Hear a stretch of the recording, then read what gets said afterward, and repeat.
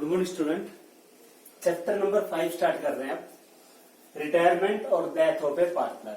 Retirement और death of a partner, partnership का chapter number है। अब देखो रिटायरमेंट में क्या होता है, जैसे मान लो 3 पार्टनर है X Y Z. Y retire चला गया, वाई फर्म को छोड़ के चला गया। रिटायरमेंट के बेसिकली 2 रीजन होते हैं। एक तो होता है एज फैक्टर। अब मान लो किसी पार्टनर की एज ज्यादा होगी, 60 होगी, 70 होगी, उस एज के बाद वो काम नहीं कर पा रहा है तो वो रिटायरमेंट एज होता है। एक होता है इलनेस, अगर पार्टनर लगातार बीमार चल रहा है तो वो भी रिटायर हो जाता है। और डेथ नॉर्मली किसी पार्टनर की भी हो सकती है। तो चैप्टर नंबर है रिटायरमेंट, चैप्टर नंबर 5 रिटायरमेंट और डेथ ऑफ पार्टनर। अब इस चैप्टर में हमें क्या क्या काम करने होंगे। Following accounting problem arise on the retirement of partner. अब जब पार्टनर रिटायर होगा तो कुछ अकाउंटिंग ट्रीटमेंट करने पड़ते हैं। सबसे पहले calculation of new profit sharing ratio and gaining ratio. सबसे पहले आपको न्यू रेशो और गेनिंग रेशो निकालना पड़ेगा। भाई एक्स वाई जेड है, वाई गया, अब बचे कौन, एक्स और जेड। तो आज के बाद जो भी प्रॉफिट लॉस बटेगा वो एक्स और जेड में बटेगा। सबसे पहले न्यू रेशो निकालना पड़ेगा, फिर गेनिंग रेशो। सेकेंड है अकाउंटिंग ट्रीटमेंट ऑफ गुडविल। जब नया पार्टनर आता है तो गुडविल लेकर आता है, अब जाएगा तो गुडविल का पैसा लेकर जाएगा। Accounting treatment of revaluation of assets and liability, बिल्कुल सेम टॉपिक है जो हमने एडमिशन ऑफ पार्टनर में पढ़ा था। Accounting treatment of reserve accumulated profit and losses, वही सेम टॉपिक है, रिजर्व और प्रॉफिट का डिस्ट्रीब्यूशन है। Payment of retiring part. अब ये देखो, जो पार्टनर रिटायर जाता है जितना भी उसका पैसा बनता है या तो हम उसको कैश पेमेंट कर देते हैं, और बाई चांस अगर हमारे पास कैश ना हो, अगर हमारे पास कैश ना हो तो उसका अमाउंट हम लोन में ट्रांसफर कर देते हैं। या तो हम कैश पेमेंट करेंगे और कैश ना हो तो अमाउंट लोन में ट्रांसफर कर देंगे। और 6 एडजस्टमेंट ऑफ कैपिटल। तो रिटायरमेंट और डेथ में आपको ये कुछ अकाउंटिंग प्रॉब्लम आएगी, मतलब कुछ अकाउंटिंग ट्रीटमेंट आपको करने पड़ेंगे। न्यू रेशो और गेनिंग रेशो निकालना पड़ेगा। अकाउंटिंग ट्रीटमेंट ऑफ गुडविल, अब पार्टनर जाएगा तो गुडविल का पैसा लेकर जाएगा। Accounting treatment for revaluation of assets and liabilities, same topic है। Reserve and accumulated profit, payment of partner, या तो कैश पेमेंट करोगे या लोन में ट्रांसफर कर दोगे।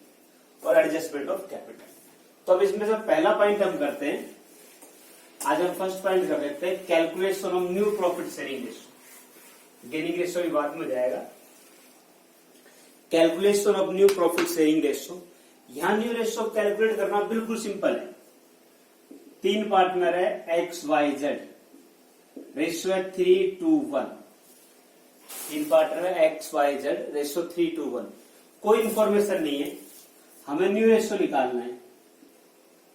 New ratio if x retire, x retire गया, एक्स का से हटा दो, 2:1। वाई रिटायर गया, वाई का से हटा दो, if Y retire 3:1। If Z retire, Z का से हटा दो, 3:2।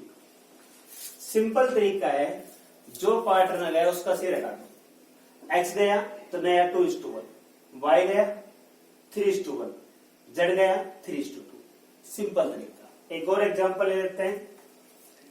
एक्स वाई जेड 3 पार्टनर है, रेशियो है 1/2, 1/3, 1/6, 1/2, 1/3, 1/6। अब हम कह रहे हैं जेड रिटायर गया, रिटायर गया Z, calculate new profit sharing ratio. तो को बेस इक्वल नहीं है, पहले इन तीनों का बेस लो, एलसीएम 6 आ गया, 3:1। आपका सिंपल रेशियो हो गया 3:1। जेड रिटायर है तो न्यू रेशियो कितना आ गया, 3:2। नया रेशियो हमारा आ गया 3:2। एक तो ये बिल्कुल सिंपल कंडीशन है। एक कंडीशन और है, एक्स वाई जेड पार्टनर है, वाई रिटायर गया, अब वाई का शेयर कितना है 2/6 है, 3, 2, 1, 2/6। कुछ भी नहीं कह रखा तो इसका मतलब उसका शेयर एक्स और जेड ने लिया है, किस रेशियो में, 3:1 में, तो गेनिंग 3:1 हो गया। पर यहां आपको इंफॉर्मेशन दे रखी है Y required and his share taken by X and Y equally. Y retire गया, उसका शेयर एक्स और जेड ने इक्वल ले लिया। वाई रिटायर गया, उसका शेयर एक्स और जेड ने इक्वल रेशियो में ले लिया। तो पहले वाई का रेशियो डिस्ट्रीब्यूट करो। X will gain from Y 2/6 का 1/2, पहले 2/6 को इक्वल बांट दो, 1/6। Z will gain from Y 2/6 का 1/2। देखो भाई, अब 1/6 गेन करा एक्स ने, 1/6 गेन करा जेड ने, मतलब वाई का शेयर एक्स और जेड ने लिया इक्वल में।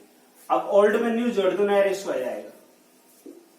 एक्स न्यू शेयर ओल्ड है 3/6 प्लस 1/6, 4/6, और जेड